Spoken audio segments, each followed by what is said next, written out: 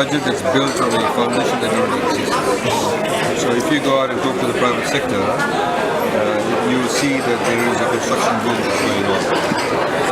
So, for example, the fact that we stated that for the first time, FERCA revenue this year will exceed $2 billion, unprecedented.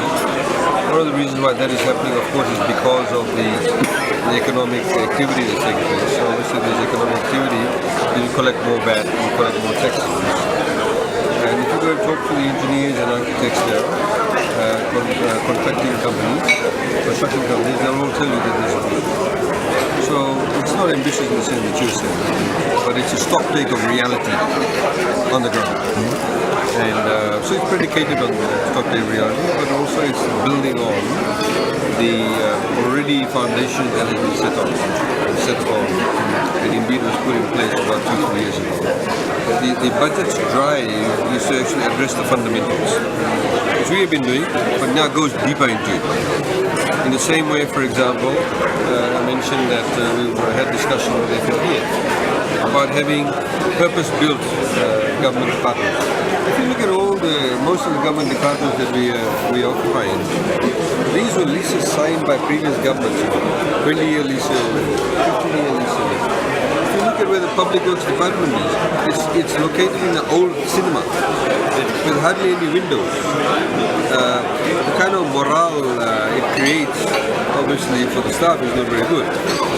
So we want to be able to think long term, to create an environment for civil servants and the right infrastructure builds, but also without necessarily having the government put a capital outlay. So don't go and spend $20 million in building buildings. Somebody else builds it and you lease it from them. Revenue source for them, they get the money back. It's an investment opportunity for FNPF, but it also fulfills our goals. So those are the things that we work through. The same thing with the teacher-student ratio. That not just creates new jobs. There's a lot of graduates who have not had employment because the establishment numbers have not been increased.